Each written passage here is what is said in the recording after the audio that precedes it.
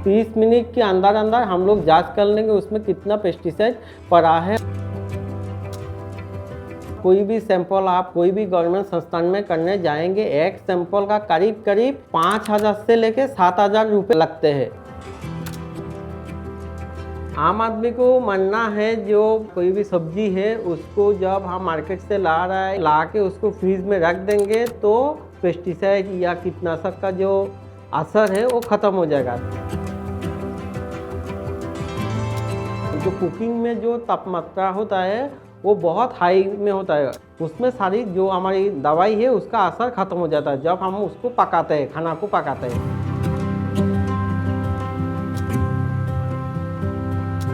हम लोग यहाँ पे पेस्टिसाइड रेसिड्यू जो एनालिसिस करते हैं सारी सब्जियों में कितना पेस्टिसाइड है वो हम लोग एनालिसिस करते हैं। और ये सब्जी हम लोग बनारस का विभिन्न जो मार्केट है, मंडी है, वहाँ से कलेक्ट करते हैं या फार्मर फील्ड से भी हम लोग सब्जी कलेक्ट करके हम लोग उसमें देखते हैं कितना पेस्टिसाइड अवशेष उस सब्जियों में है वो देखते हैं। और ये सब्जियों में जो पेस्टिसाइड रेसिड्यू अवशेष है ये एक मात्रा होती है, उस मात्रा से ज़्यादा होगा तो वो सब्जी खाने का लायक नहीं रहेगा और खाएंगे भी तो ये हमारी शरीर के लिए बहुत हानिकारक है।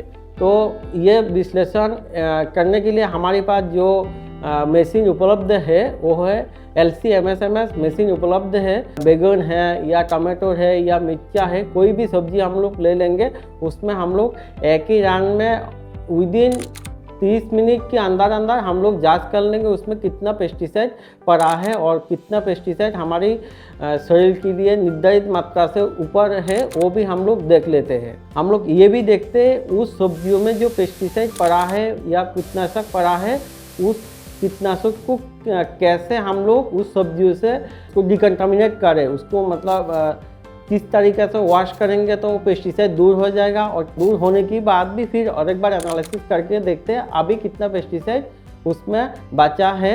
जब विदेशी मार्केट में हमारी जो सब्जी है बेचने जाएंगे, सब्जियों में कितना पेस्टिसाइड पड़ा है, सपोज 10 ppb से ऊपर होगा तो ये जो हमारी सब्जी रप्तानी करने जा रहे हैं, ये एक्सपोर्ट कोई भी वेजिटेबल को करने चाह रहा है तो उससे पहले हमें सब्जियों को एक बार जांच कर लेना चाहिए उसमें क्या क्या पेस्टिसाइड पड़ा है और किस मात्रा में अभी पेस्टिसाइड है वो देखना जरूरी है। ये जो सपोज कोई किसान भाई मान के चलिए मिर्ज़ापुर का है, उनका मान के चलो कोई भी सब्जी मान के चलिए बैगन है, उसमें कितना पेस्टिसाइड पड़ा है देखने चाह रहा है। तो पहले तो सबसे अच्छी बात है जिस दिन फसल को तोड़ेंगे उसी दिन हमारी लैब में पहुंचाएंगे। ऐसा कोई ज़रूरत नहीं है, कोई मतलब स्पेशल पैकेजिंग का कोई ज़रूरत नहीं है। सिंपल अपनी प्लास्टिक की पन्नी में डालिए और मेरी लैब में पहुंचा देंगे तो हम यहाँ पे उसको एनालिसिस कर लेंगे। सपोज मान के चलिए आपको और लाने में दिक्कत है, तब तो हम ये रेकमेंड करेंगे आप ये कर सकते हैं उस सब्जियों को डीप फ्रीजर में डालिए। एटलीस्ट डीप फ्रीजर में डालेंगे तो क्या होगा, वो जो पेस्टिसाइड पड़ा है पेस्टिसाइड डिग्रेड नहीं होगा और हमारी सब्जियों भी सड़ेगा नहीं। तो जिस दिन आपको लेके आना है उसी दिन कोई आइस बॉक्स में डाल के उसको हमारी लैब में पहुंचाएंगे तो लैब में हम लोग आते ही तुरंत उसको प्रोसेस करके हमारी जो LC-MS-MS इंस्ट्रूमेंट है, मशीन है, उसमें हम लगाएंगे, लगा के हम उसको चेक कर लेंगे कितना पेस्टिसाइड उसमें पड़ा है। और रही बात ये है जो पेस्टिसाइड सपोज पड़ा है नहीं, कौन सी पेस्टिसाइड है वो भी हम लोग बता देंगे और किस मात्रा में है उसमें उपस्थित है वो भी हम बता देंगे। एक मात्रा है भारत सरकार या एक थंब रूल है 10 ppb यानी कि 10 मिलीग्राम पेस्टिसाइड 1 kg सब्जी में होना चाहिए। उससे अधिक होगा तो वो सब्जी खाने का लायक नहीं रहेगा, या खा भी लेंगे तो वो हमारे शरीर के लिए नुकसानदायक है।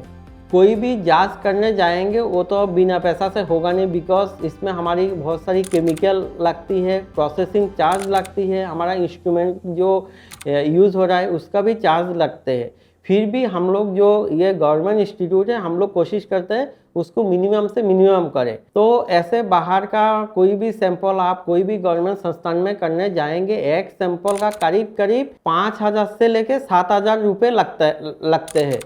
तो रही बात है आपका रिपोर्ट हम लोग उसको आपको आके यहाँ पे कलेक्ट करना पड़ेगा। बाहर की कंट्री में भेजने के लिए जो आवश्यकता है, लैब का एक्रीडिटेशन होना चाहिए। एक्रीडिटेशन प्रक्रिया अभी कंप्लीट नहीं हुआ, तो इसलिए हम लोग अभी तक रिटर्न में कोई रिपोर्ट अभी तक किसी को प्रोवाइड नहीं कर रहा है। लेकिन कोई किसान भाई चाहे उसकी सब्जियों में कितना पेस्टिसाइड पड़ा है और वो जानना चाहता है, उस दिशा में हम लोग जरूर मदद कर देंगे। 2 से 3 दिन में हम लोग एनालिसिस का प्रक्रिया किसी हालत में हम लोग कंप्लीट कर लेते हैं, क्योंकि ज़्यादा दिन रखेंगे तो पेस्टिसाइड भी डिग्रेड हो जाता है। सब्जी हो, फल हो, ज़्यादा दिन हम रख नहीं सकते, 2-4 दिन रहेंगे सड़ने लग जाता है। तो हम लोग भी कोशिश करते हैं 2 से 3 दिन के अंदर अंदर एनालिसिस भी कर लेने का और करके उसका जो भी रिजल्ट है, रिजल्ट प्रोड्यूस करने के लिए।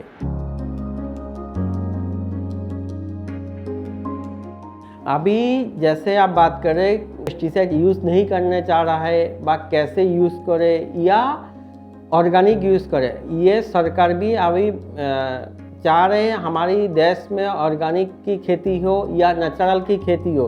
किस लिए चाह रहा है? क्योंकि हमारी जो सब्जियां है उसमें बहुत मात्रा में पेस्टिसाइड पड़ती है। ये जब सब्जियों में छिड़काव करते हैं, ये सब्जियों की द्वारा मिट्टी में भी जाता है, ये पानी में भी जाता है।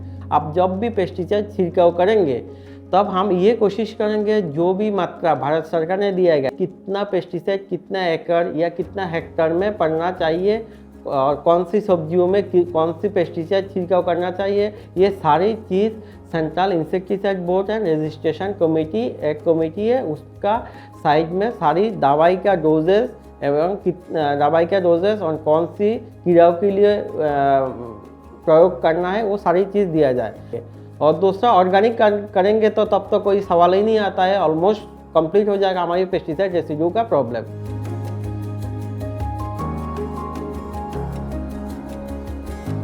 कुछ ऐसा माइक्रोबियल पेस्टिसाइड है, कुछ हमारे पास हमारा संस्थान का ही जैसे CRB7 बोल के एक फॉर्मुलेशन है। इवन आप नीम का भी छिड़काव कर सकते हैं और जैविक खाद एवं जैविक पेस्टिसाइड वो हम लोग प्रयोग करेंगे तो काफ़ी हद तक पेस्टिसाइड जो केमिकल पेस्टिसाइड है उसका असर कम हो जाएगा। देखिए, आजकल का जो क्लाइमेट है, जो वेदर है, उसमें कीड़ा या बीमारी लग ही जाता है। फिर भी हमारी ये है जो उससे बचने के लिए, ये कीड़ा व बीमारी का जो आक्रमण कम हो, उसके लिए हम लोग पहले तो हम लोग जो भी फसल लगा रहे हैं वो जो बीज है, बीज को उसको शोधन किया जाएगा। अब शोधन करने के लिए हमारे पास बहुत सारी जैविक खाद है या जैविक ये रसायन है जो ना कि नुकसानदायक नहीं है, उससे हम बीज को शोधन कर सकते हैं। वो शोधन करने के बाद उसको लगाएंगे तो काफ़ी हद तक बीमारी या कीड़ा बहुत कम मात्रा में आएगा। जो बोटानिकल पेस्टिसाइड है उसको यूज़ करें या जैविक जो हमारी पेस्टिसाइड है उसको यूज़ करें। तो एकदम लास्ट में जाके हम ये एकदम कंट्रोल नहीं हो पा रहे, तब जाके हम रसायन में जाए, और जाएंगे भी तो तब हमको ये ध्यान रखना होगा हमारे पास जो central insecticide board and registration committee में जो मात्रा निर्धारित किया गया उस मात्रा से अधिक ना अप्लाई करें।